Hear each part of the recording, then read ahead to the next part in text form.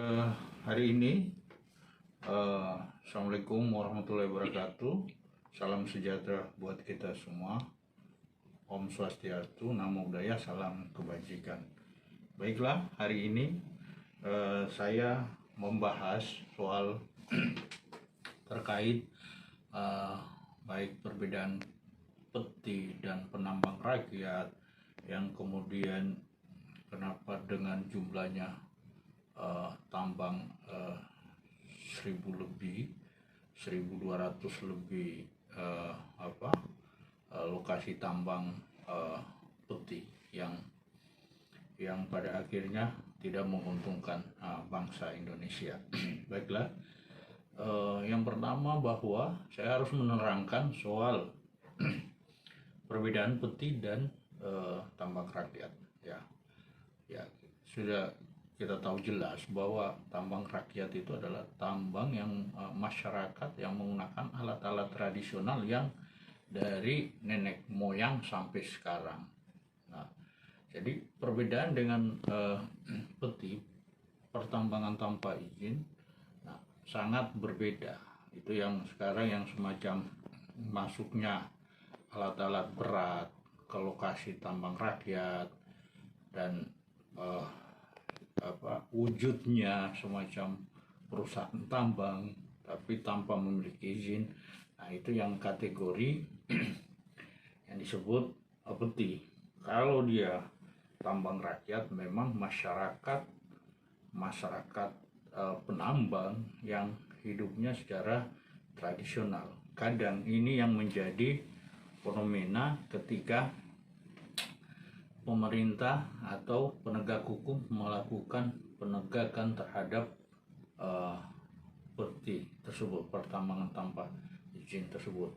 Kadang dugaan saya, kadang mereka melibatkan para penambang rakyat untuk mempertahankan peti ini. Nah, itu yang fenomena sekarang terjadi ketika pemerintah mengatakan bahwa harus tutup peti, itu nggak ada kaitannya dengan penambang rakyat yang secara tradisional. Jangan penambang rakyat secara tradisional diprovokatif oleh para pengusaha-pengusaha peti ini kan, mengaku sebagai mereka bagian penambang rakyat. Nah, itu salah definisinya. Nah, definisi lain bahwa penambang rakyat itu untuk mendapatkan misalnya tambang emas itu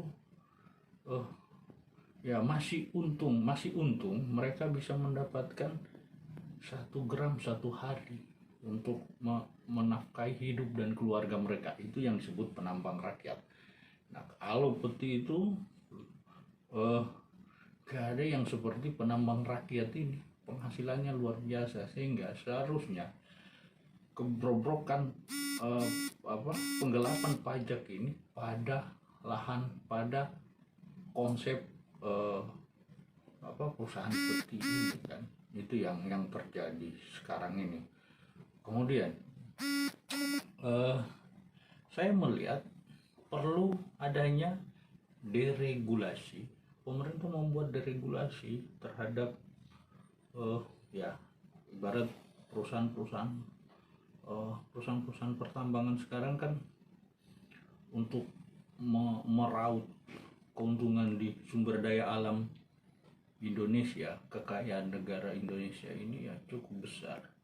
Tapi kok anehnya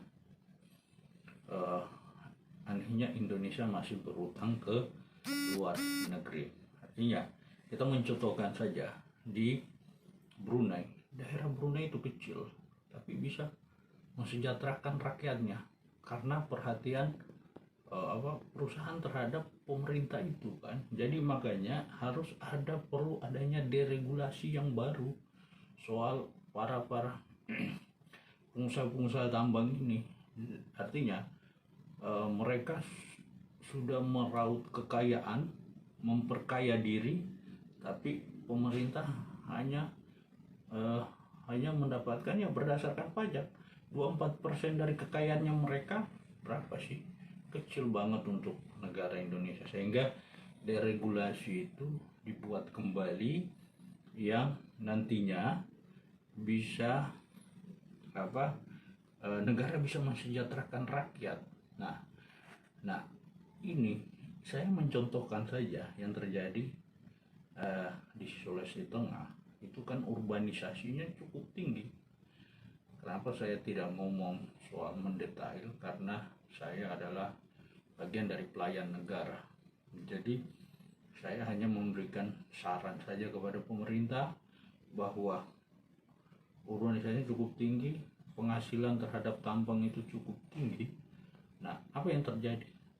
Pemerintah provinsi kesejahteraan kepada rakyatnya biasa-biasa aja dengan tambang yang di wilayah Morowali tersebut. Nah, itu pun harus diregulasinya, yang harus dibuat kembali di 2022, harus ada konsep menata kembali sehingga kesejahteraan rakyat itu ada. Jadi kekayaan alam ini dikuasai pemerintah, dan itu kepentingan untuk kesejahteraan rakyat itu di undang-undang sudah mengatur seperti itu. Nah, sehingga ini yang lubang-lubang seperti ini yang harus diperbaiki di tahun 2022, sehingga konsep-konsep ini jika ini diterapkan, di regulasi yang baru itu diterapkan, maka tentunya kesejahteraan rakyat, pemerintah dan negara itu akan sejahtera dan mengurangi angka utang ke luar negeri. Nah, ini yang sebenarnya luas banget. Indonesia ini termasuk pulau yang terluas, negara yang terluas, jantungnya kekayaan alam, tambang dan lain sebagainya. Mengapa kita dikatakan orang yang tidak bisa memberikan kesejahteraan dan berutang ke luar negeri yang cukup banyak? Nah, itu yang regulasi itu yang harus diatur. Penggelapan pajak harus disingkirkan, penagihan pajak terhadap pelaku-pelaku usaha itu harus dijalankan. Nah, termaksud ini juga jangan cuma pengacara yang hanya mendapatkan success fee dari keberhasilan, tapi pelaku usaha itu harus punya yang para penampung, pelaku